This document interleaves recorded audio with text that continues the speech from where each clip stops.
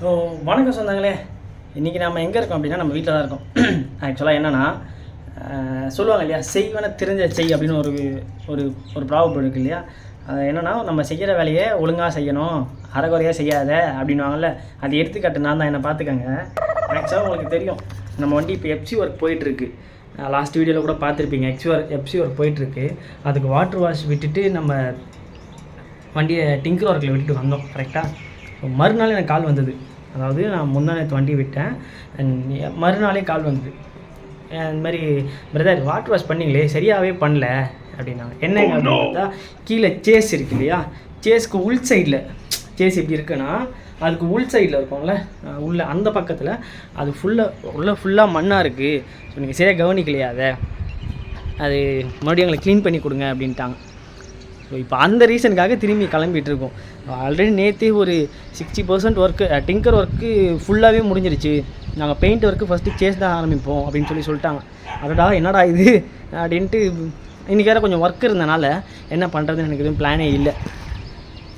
சரி, காலைல கிளம்பிடுவோம். ஃபஸ்ட்டு போய் அந்த வாட்டர் வாஷை விட்டுட்டு அடுத்து என்னன்றதை பார்த்துப்போம் அப்படின்ற மாதிரியே யோசிச்சிட்டேன். ஃபஸ்ட்டு இப்போ என் மைண்டில் இருக்கிறது, போகிறோம் வாட்டர் வாஷ் பண்ணுறோம், அப்புறம் வண்டியை மறுபடியும் அங்கே விட்டுட்டு பெயிண்ட் ஒர்க் கொஞ்சம் என்னன்றதை பார்த்துட்டு அதுக்கப்புறம் கிளம்புறோம் அப்படின்னு. நான் இப்போ அவங்ககிட்ட எப்போ கேட்டிருக்கேன்னா, ஜூலை 2 கேட்டிருக்கேன்.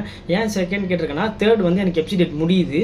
ஸோ 3 நான் எஃப்சி காட்டுற மாதிரி. ஒரு சிலர் என்ன பண்ணுவாங்க, எஃப்சி டேட் முடியுது இல்லையா, அன்றைக்கி தான் கை வைப்பாங்க. நான் ஏன் அந்த மாதிரி கை வைக்கல அப்படின்னா, நம்ம வண்டிக்கு 22ஆம் தேதி இஎம்ஐ, எவ்ரி 22ஆம் தேதி இஎம்ஐ. ஸோ அதனால் எனக்கு என்னோட கணக்கு எப்படின்னா, 1லேருந்து 20 தேதிக்குள்ளே வண்டிக்கு இஎம்ஐ ரெடி பண்ணிடணும் அப்படின்றத என் மைண்ட் செட்டில் இருக்கும். எப்போவுமே என் மைண்டில் இருக்கிறது தான், 1லேருந்து 20க்குள்ளே எப்படியாவது இஎம்ஐ ரெடி பண்ணிடணும். அப்போது இந்த பக்கம் எனக்கு ஒரு 3 நாள் வேஸ்ட் ஆகுது. ஸோ பேலன்ஸ் இருக்குது, அந்த 17 நாளுக்குள்ளே நான் வண்டிக்கு இஎம்ஐ ரெடி பண்ணணும். எவ்வளோன்னு கேட்டிங்கன்னா 36,000 ரூபா. ஸோ இதுதான் எப்போவும் இல்லை, அதாவது நம்மளுக்கு இஎம்ஐ 22 எடுக்கிறாங்களா, இந்த 22லேருந்து அடுத்து 22 தான் ஒரு மாத கணக்கு. நான் அப்படி எடுத்துக்க மாட்டேன். அந்த 1லேருந்து 20 தேதிக்குள்ளே இஎம்ஐ ரெடி பண்ணணும் அப்படின்ற. ஏன் அப்படி சொல்கிறேன் அப்படின்னா, இன்னும் நிறைய கமிட்மெண்ட்லாம் இருக்குது. நம்ம இந்த ஒரு மாதம் இருக்கே, இன்னும் இத்தனை நாள் இருக்குது அப்படின்னு கணக்கு போனோன்னா நம்ம அதை ரெடி பண்ண முடியாது. அந்த 20 நாளுக்குள்ளே அது ஒரு மாதிரி ப்ரெஷராகவே இருக்கும்.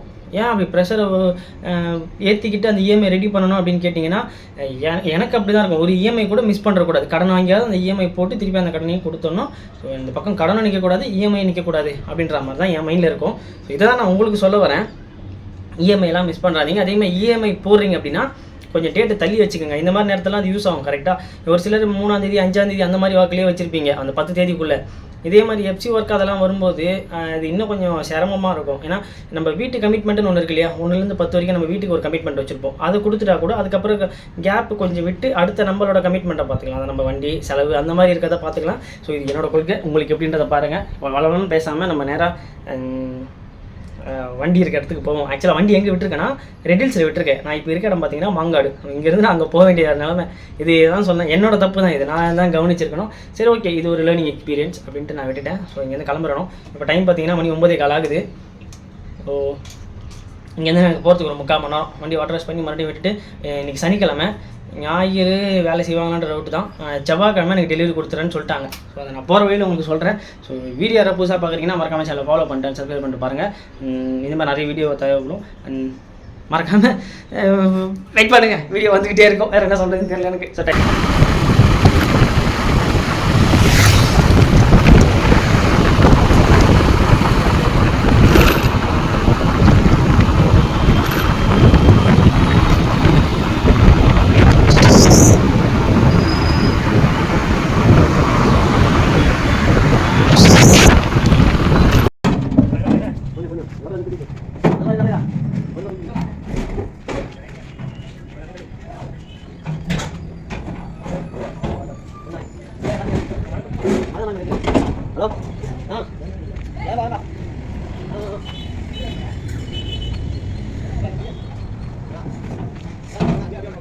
ஹலோ,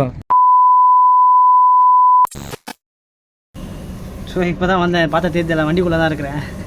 ஆக்சுவலாக நான் கூட என்னமோ நினச்சேன், பெருசாக எதுவும் இருக்காது அப்படின்னு. இங்கே வந்து பார்த்ததுக்கப்புறம் தான் எனக்கே ஷாக்கு. ஸோ காட்டுறேன் பாருங்கள் எங்கெங்கன்னு. அப்படியே இங்கேருந்து பார்க்குறீங்களா, இதை தாண்டி இதை வருங்க, ஃபுல்லாக இந்த உள்ளே ஃபுல்லாகவே, அதாவது கீழ் சைடாக அவங்க மறந்துட்டாங்க அடிக்கிறதுக்கு. ஸோ நானும் பக்கத்துலேருந்து அதை பெருசாக கவனித்து சொல்லலை. என் மேலேயும் தப்பு இருக்கு இல்லையா.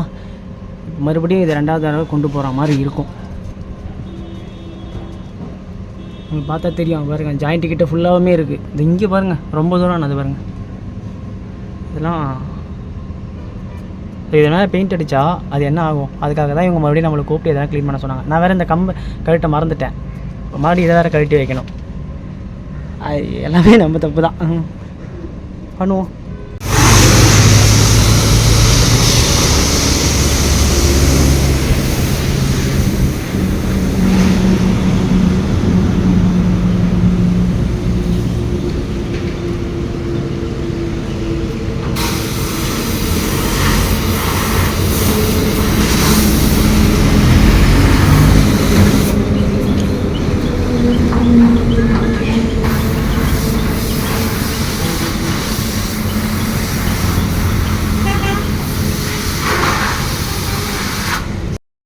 ஆக்சுவலாக என்ன ஆச்சுன்னா, இப்போ வாட்டர் வாஷ் பண்ணது பார்த்தீங்க இல்லையா, அங்கே போனதுக்கப்புறம் அந்த இப்போ வாட்டர் வாஷ் பண்ணால அந்த பையன் என்ன சொல்லிட்டான் ஃபஸ்ட்டு என்கிட்ட, நீங்கள் வண்டி எங்கேயோ ஓட்டிட்டு வந்து என்கிட்ட அப்படி சொல்லலை, நீ ஃபஸ்ட்டே சொல்ல வேண்டியதானே, எஃப்சி வாஷ்ன்னு சொல்லி தான் நான் க்ளீனாக பண்ணியிருப்பேன் அப்படின்னு கொஞ்சம் தமிழில் சொன்னாப்புல.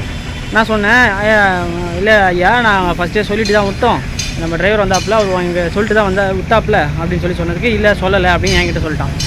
வண்டி ஓனர் வந்ததுக்கப்புறம் என்ன சொல்லிட்டான், வண்டி இவங்க எங்கேயோ ஓட்டிகிட்டு வந்துட்டுருக்காங்க, ஓட்டிகிட்டு வந்து மறுபடியும் இப்போ விட்டுருக்காங்க, அதை இவ்வளோ சேருன்னா. எனக்கு செம்ம கோபமாகிடுச்சு. ஏங்க வண்டி இங்கே தான் டிங்கர் செட்டு தான் இருக்குது, நான் ஒன்றும் ஓட்ட கிடையாது, வண்டியை பாருங்கள், வண்டி வேலை செஞ்சதெல்லாம் அப்படி தடம் தெரியுது, அதில் எப்படிங்க ஓட்டிருப்பேன் அப்படின்னு சொல்லிட்டு நான் இந்த ப்ளாக் எடுத்ததுக்கான வீடியோ கிளிப்பு வச்சுருந்தேன். அந்த கிளிப்பை எடுத்து அவர்கிட்ட காமிக்கவே அவர் சரி ஓகேங்க நான் பார்த்துக்கிறேன் அப்படின்னு சொல்லி அவர் வந்ததுக்கப்புறம் க்ளீன் பண்ணார். அந்த பசங்க ரெட்டை பேச்சு பேசுகிறாங்க, அதாவது அவரே சொல்கிறாப்புல தப்பு எங்கள் மேலே தான், நாங்கள் சரியாக க்ளீன் பண்ணலை அப்படின்னு சொல்லி சொல்கிறாப்புல. ஆனால் அவனுக்கு ஒத்துக்கலை. நான் எதுக்கு சொல்கிறேன் அப்படின்னா, நம்ம மேலேயும் தப்பு இருக்குது கரெக்டாக, நான் அவங்க மேலேயே மொத்தமாக பழி போட மாட்டேன், நம்ம மேலேயும் தப்பு இருக்குது. ஏன்னா நானும் அந்த நேரத்தில் அதை செக் பண்ணியிருக்கணும். நான் அர்ஜென்ட்டாக கிளம்புறனால, அவசரமாக கிளம்புறனால அதெல்லாம் கவனிக்கலை. ஸோ என் மேலேயும் தப்பு இருக்கிறனால அது அக்ரி பண்ணிக்கணும் தான். என் மேலேயும் தப்பு இருக்குது, அவங்க மேலேயும் தப்பு இருக்குது. அவங்க பண்ணிட்டேன்னு சொல்லியிருந்தா கூட நான் ஒரு தடவை நான் பார்த்துருக்கணும், பார்க்காத என் தப்பு தான். ஸோ இதெல்லாம் ஒரு லேர்னிங் எக்ஸ்பீரியன்ஸ். நெக்ஸ்ட் டைம் இந்த நடக்காமல் தான் நம்ம பார்த்துக்கணும். ஸோ இப்போ இன்றைக்கி முடிச்சாச்சு. இன்றைக்கி ஒரு கோடு சேஸ்க்கு மட்டும் பிளாக் பெயிண்ட் அடிச்சுட்டு நாளைக்கு மண்டே வந்து ஃபுல் பெயிண்ட் பண்ணுவாங்க. அண்ட் டியூஸ்டே வந்து லெட்டர் ஒர்க்கு சின்ன கரெக்ஷன்லாம் பண்ணி கொடுத்துருவாங்க அப்படின்ற மாதிரி சொல்லியிருக்காங்க. ஸோ இதோட நம்ம நாளைக்கு மீட் பண்ணுவோம்னு நினைக்கிறேன். ஏன்னா சின்ன விலாகாக தான் எடுக்கிறேன் இல்லையா, இதை அப்படியே போஸ்ட் பண்ணிடலாம் அப்படின்ற மாதிரி யோசிச்சு வச்சுருக்கேன். ஏன்னா எஃப்சி டேட்டில் என்னென்ன பண்ணுவோன்றது எனக்கு தெரியல. அது இல்லாமல் நடுவில் இதுக்கப்புறம் கொஞ்ச நாள் வீடியோ சரியாக வராதுன்னு நினைக்கிறேன். இப்போயே சரியாக வரல, மேபி இதுக்கப்புறம் நடுவில் கொஞ்சம் வராமல் இருக்கலாம். சில பல வேலைகள்லாம் இருக்குது, ஸோ அது அப்புறமா சொல்கிறேன். இப்போதைக்கு இது வரைக்கும் முடிச்சுட்டு நம்ம கிளம்ப வேண்டியதாக தான் இருக்கும். இப்போ மறுபடியும் நான் மாங்காடே போகணும். போய்ட்டு அங்கே வேலை இருக்கிறனால அங்கெல்லாம் பார்த்துட்டு நாளைக்கு சண்டே, நாளைக்கு வந்தால் வருவேன், இல்லைனா இல்லை, பார்ப்போம்.